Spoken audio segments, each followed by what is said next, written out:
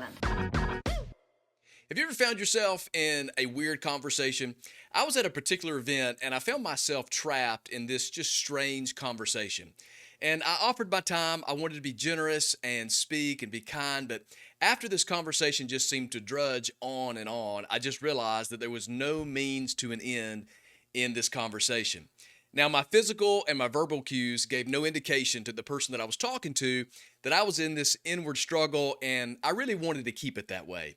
And so, the person I was traveling with, I needed to let them know that I was drowning here and I needed help. So, he was actually sort of in sync with me. He could see what was going on and was just waiting for a cue to let him know that I needed help.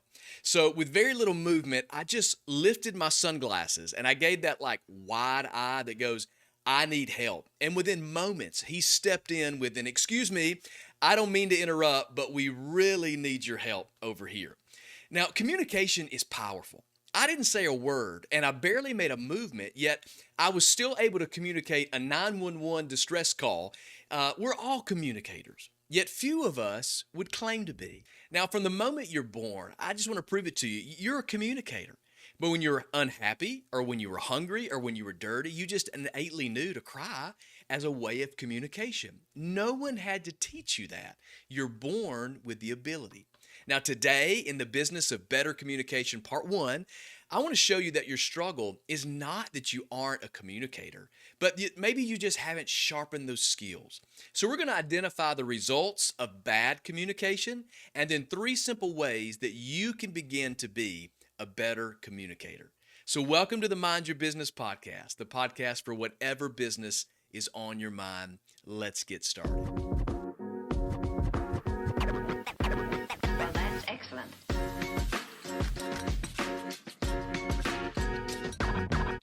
Well, thank you for joining me for another episode of the Mind Your Business podcast. Hey, if this brings value to your life, will you do me a favor? Will you like, subscribe, and share this with other people? I just want to add as much value to as many people as possible. Communication is foundational to all of our lives. It's one of the most valuable skills that you can have. As a matter of fact, many relationship experts say that the number one reason for failed relationships is, guess it, poor communication. 70% of global employers say that communication is the most desirable skill for potential employees to have. So think about that. If you're looking for a job today, communication is one of the most desirable skills that employers are looking for. Now, at an individual or organization level, if we're not looking to increase our ability to communicate, we're just causing ourselves harm. 70% of workers say in the workforce, maybe in your organization, that wasted time is because of poor communication. 53% say that stress and burnout is just simply because of poor communication. We don't know what to do. We don't know what's happening. So it's adding stress on them. And then 28% say a bad customer experience is because of bad communication. Are you or possibly your organization suffering simply because of poor communication? So here's what I want to do. I want to take a look at the progression of poor communication if we don't correct it in our lives and in our organizations. Maybe today, your relationships, your marriage, your relationship with your kids or your family, your coworkers, the people that lead you or the people that you lead, some of the friction, some of the pains and the problems that you experience could simply be because of poor communication. So let's look at this progression together. The first thing that poor communication does to us is poor communication kills clarity. Poor communication, kills clarity. The inability to communicate effectively creates confusion. And a good indication that there may be confusion in your organization or in your relationships is this very conversation that goes something like this. Well, that's not what I said. Well, that's exactly what you said. No, I know what I said. Well, I know what I heard. Have you had those conversations? Maybe you had one of those this week. Maybe you instigated it. Maybe you were the one who heard it, or maybe you're the one that you thought that said it. That's often simply just because of poor communication that's causing confusion. You may also find confusion because important details have failed to be communicated or the instructions weren't clear. See, when people aren't communicated with clearly, they begin to make assumptions. And this only increases confusion. When people begin to make assumptions, it means there is a blank in the middle of the content, in the middle of the statement, in the middle of the chore, in the middle of the task, in the middle of the mission. And so people begin to fill that in on their own, simply as they see it, because of a lack of clarity in communication. So another thing that poor communication will do is poor communication will kill confidence. Poor communication kills confidence. You see, living in a state of confusion because of poor communication is a confidence killer. If people are consistently confused and aren't confident in what's going on, it will kill confidence every time. You begin to think things like this. Well, it only causes problems and pains when I speak up, so I'll just stay quiet. I won't say anything. You lose confidence to say how you feel or even to ask for what you want. And then this can make you feel disconnected. It makes you feel undervalued, and it causes you to withhold contributions within your team or organization. And when you're withholding and you're not expressing all the gifts and the abilities and the work that you would like to put in, it kills the confidence in your place on the team. Another thing that it will do is it kills connection. Poor communication, it kills connection. See, without confidence to communicate, then staying silent, that causes your relationships to suffer. And because you remain quiet, there are unaddressed issues that put a strain on relationships that eventually lead to resentment and anger. Think about some of the things that maybe is present in your relationships today, that if there was just a conversation, if you were just able to express your view or how you feel, the things that would change.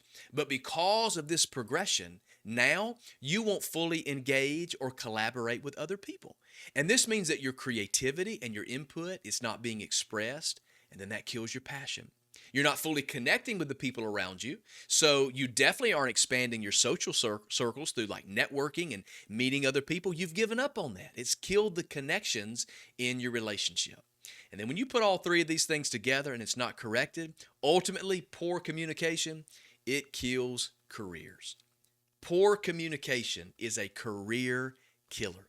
Because of confusion and your lack of confidence and that lack of connection, you may be perceived as being distant or not engaged. People may wonder, well, why are they so distant? Why don't they engage with us anymore? Why don't they come to the conference? Why don't they speak up at the table? Why aren't they at the staff meetings? Why do they sit so quietly? Why are they not performing to the top of the ability that we know that they have?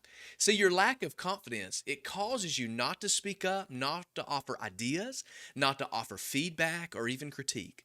And then sitting quietly, it prevents you from gaining the influence or leadership that maybe you could gain within your organization. And then ultimately, the inability to communicate, it can cause you to miss out on important opportunities for advancement, for recognition, or for career growth in your organization, all due to an inability to communicate your skills, your achievements, or your goals effectively.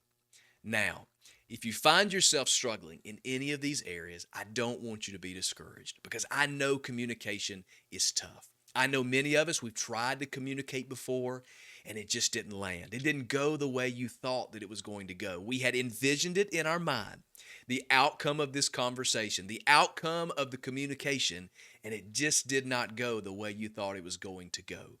But I believe that everyone has the ability to be a great communicator.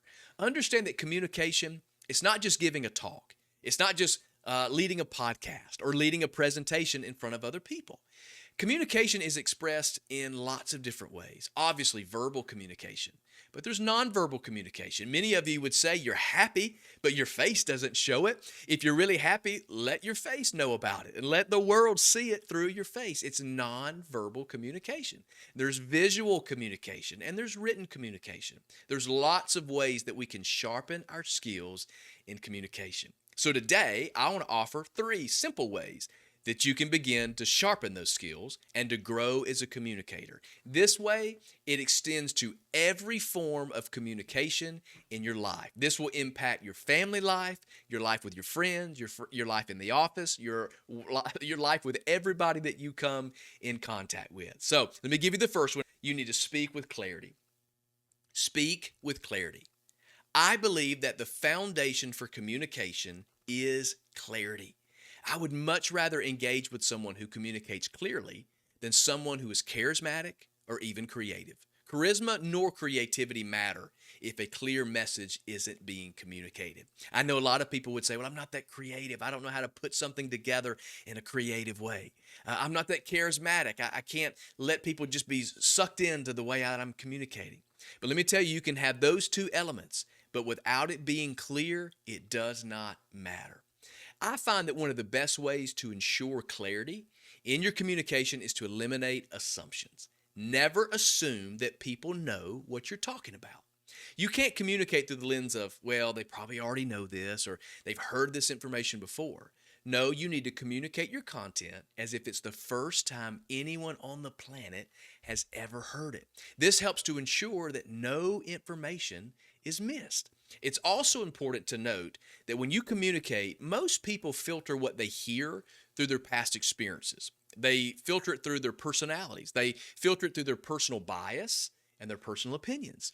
So you have to ensure that you communicate with such clarity that you eliminate the assumptions that people can make when communication isn't clear. Now, this clarity will also eliminate confusion. The confusion of what you meant to say and what you actually said, and what they think they heard and what they actually heard. It brings crystal clear communication, crystal clear information to the person who's listening to you. Another thing that'll help you with your communication is to speak with accuracy. Speak with accuracy. This is incredibly important. Inaccurate or inconsistent communication immediately discredits your message. So if you share something that's not absolutely true, you're immediately discredited. For example, let's say you've been tasked with presenting in a staff meeting, maybe information that was emailed to your entire department. So you begin by sharing statistics from that email. But it just so happens that the statistics you share in the meeting is not consistent with the content that was in the email.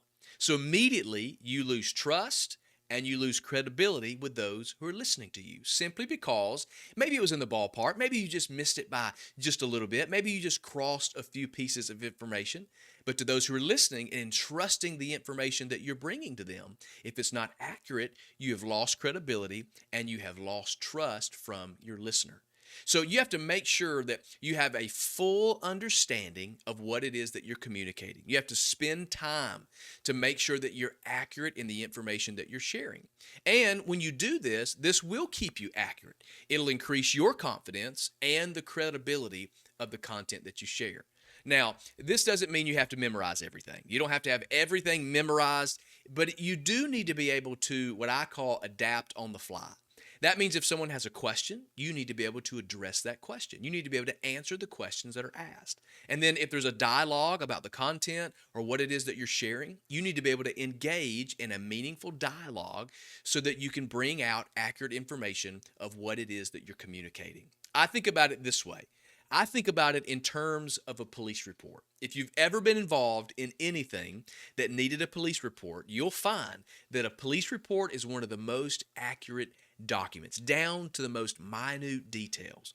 For example, the report of a wreck wouldn't just say 2 cars collided. No, it would state most likely the year, the make, the model, and the description of each vehicle. It wouldn't just state that the vehicles were damaged. It would explain the damage, the location of the damage, and what happened. It would tell who's at fault, were there lines crossed. It would give all the important information surrounding this incident. The reason is that a police report is full of accurate detail is because it must be trustworthy to determine what is true. If you have to go to court and that has to be presented to a judge, we have to know that everything stated is accurate. And so by bringing all of those details and bringing it down to every minute piece of information, it builds your trust and it builds your credibility. Another thing about communication that's important that I think will be very helpful is to speak with simplicity. Just speak with simplicity. For example, one of the responsibilities my 8-year-old son has at home is to feed our dog.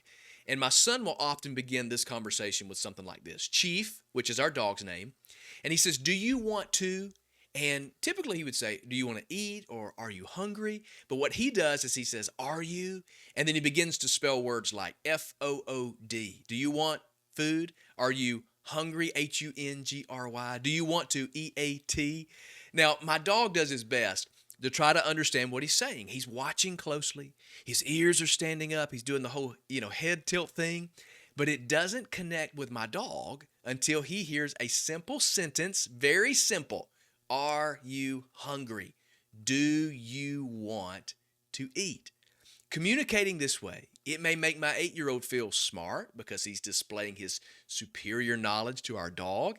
It may give him a feeling of seniority or power, but it doesn't accomplish anything. He didn't add any value to our dog. The desired outcome is that the dog is fed, not impressed or confused. When you speak, the desired outcome is that people gain value from what it is that you've communicated, not that they would be impressed and not that they would be confused. Simplicity reinforces clear communication. It assists you in your accuracy, and it helps people understand, retain, and apply what you have communicated. You want them to walk away with clear, tangible value that's been added to their life. Now, to help you with simplicity, here's just a few little things that I'll give you, few little bullet points that I think are very helpful in just thinking about your communication. So like, avoid big words and complex terminology. Just use common words and phrases. Don't let your words or the phrases that you use be a barrier to people who are listening.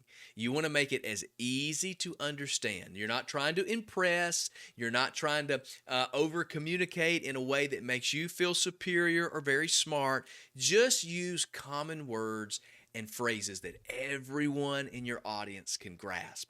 Another thing is you can break down your message into just easy to understand tips like 1, 2, 3 or ABC.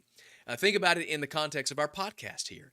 I often like to present things in a few barriers that we have, and then I also like to provide some application or some points, and I like to give us some steps that we can begin to take. I like to have steps. I want to know I can start here, then I can progress to this, and then I can do this, and this will be my desired outcome. So when you break it down and you give people very easy to understand action steps that will take them to a desired outcome, it helps you in your simplicity. Another thing is to use examples and stories. People can relate. When I talk about my 8-year-old son, many of you think, oh, that's what my child does, or that's what my grandkids do, or you begin to share things that are relatable to people who are listening to you. And that way it builds your message. Everyone is able to relate, and so we all walk away with added value to our life because of what you've shared. Now, don't communicate to elevate your ego. Communicate to educate and empower other people. You want people to be better because of what you have deposited into your life through personal communication. So I would encourage you to do this. Just take a personal and professional inventory just to see if you're on a progression of poor communication. And then practice these 3 just very simple principles for better communication. And then on our next episode, The Business of Better Communication Part 2, you're not going to miss this. We're going to discuss 4 simple ways that you can actively review your communication to see how you're doing. So this is going to help you reinforce these steps today, and then it's going to hold you accountable to your growth. Now, I would love to help you and your organization improve in all areas of communication. This is one of my most favorite areas to help other people grow. So you can use the link in the show notes and schedule a free 15-minute personal consultation with me just to see how I can add value to you and your organization. Now, I love the feedback that I'm receiving from all of you, so be sure to just share your thoughts across all of my social media platforms. I would love to hear from you. And if this adds value to your life, as always, please take a moment to like, share, subscribe, leave us a review. All of these things help to ensure that we can reach as many people as possible. So I want to say thanks again for being a part of the Mind Your Business podcast. It's always better when you're here. I can't wait to see you on the next episode. Go, have a conversation, communicate, and sharpen those skills. We'll see you next time.